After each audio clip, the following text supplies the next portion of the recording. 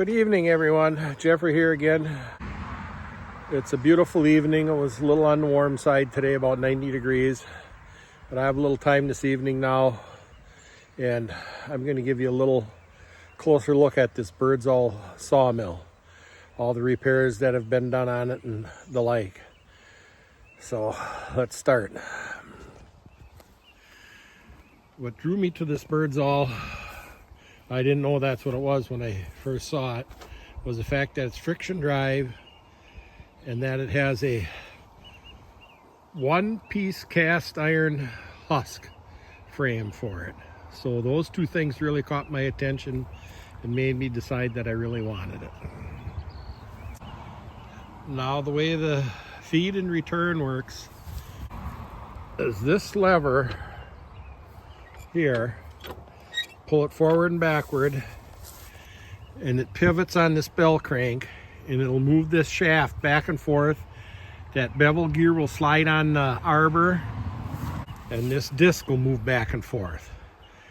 And when you move the disc this way, it'll contact this friction wheel, and that's what returns the carriage. And then when you move the disc away from there, then this friction wheel can be closer or farther to the edge to vary the speed for feeding the carriage. And this foot pedal here, see the foot pedal, that puts pressure on that feed wheel for feeding the carriage. So that's how that works, and that really caught my attention. And now we're going to go over all the many repairs I've seen on this.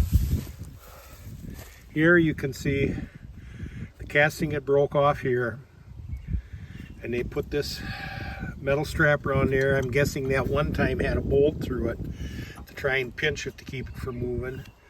And then they apparently added this, because I've seen pictures of one of these that doesn't have that strap, and riveted it on that end.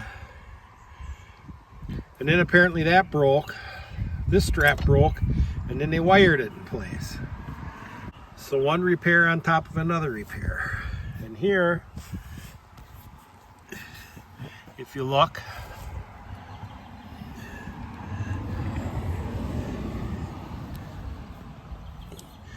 right there, it's cracked. And you look on the other side, it is too. So this ear had cracked off of here. So here, they forged this flat. Here they forged this flat iron, riveted it, and I'm sure they're countersunk rivets on the other side, and put two bolts in. And now let's see the next repair I've seen.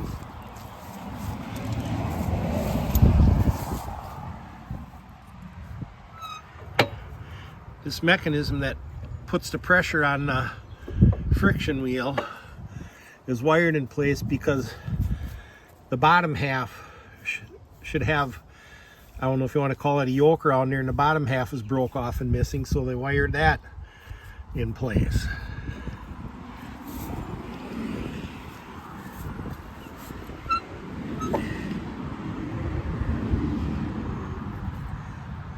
Here it looks like they added a piece to raise, to put a spacer in there, so maybe so the foot pedal was higher.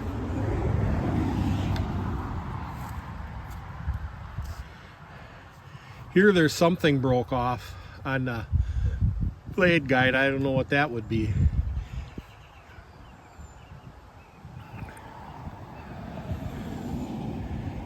And I got a kick out of reading the patent drawing. If you read the description of the patent, it says the blade guide is easily adjustable while the saw is running. They would never say that nowadays. How come before I came out here there wasn't any traffic, and now there's steady traffic? Here the blade guide obviously broke off, and they forged this piece, riveted it in place, and here you can see there's like a little piece of copper or brass or something in between the threads. They must have worked that in there to make that lock, those threads lock when you're adjusting the blade guide. I set the blade on it just for looks here. Let's see what else repairs have I found. And here the fork that slides the bevel gear back and forth on the arbor, apparently that broke, and you can see they made clamps around it to hold it in place. Something must have broke in there.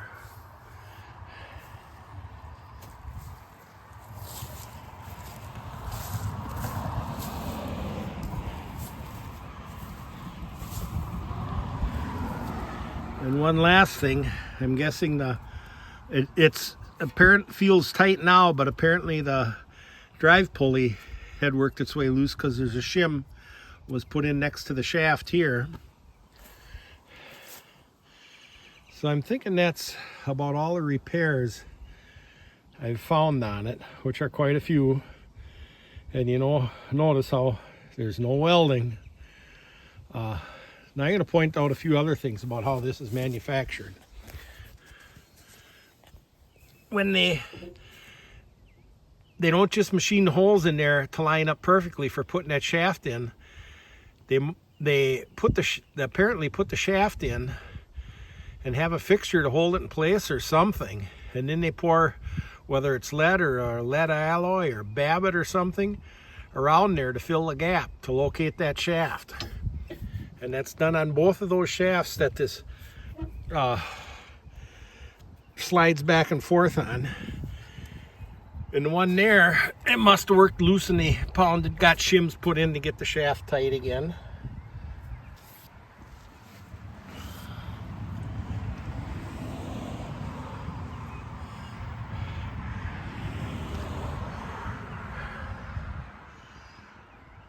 I mean, right now, the arbor will wiggle, but this I have to free up on this shaft.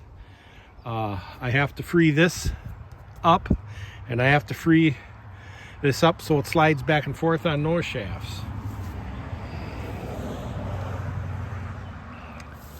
And obviously the friction drive wheels will need replacing. Now let's go look at the carriage. Now the carriage, as you can see, pretty much completely fell apart when I unloaded it.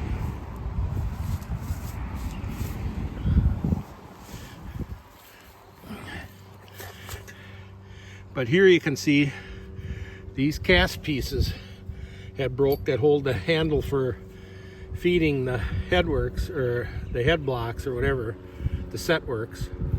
So they forged two flat straps, riveted and bolted them in place.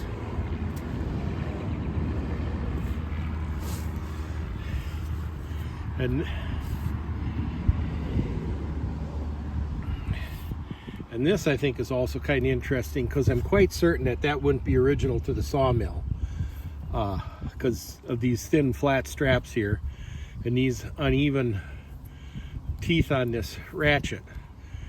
I don't know if they were hand filed, but I believe this is a lever they made to reseat it, that it was quicker and easier than using the feed ratchet. So that's about the only repair on the carriage. But I don't think the carriage may not be original to the sawmill because it's an Erie City Ironworks carriage.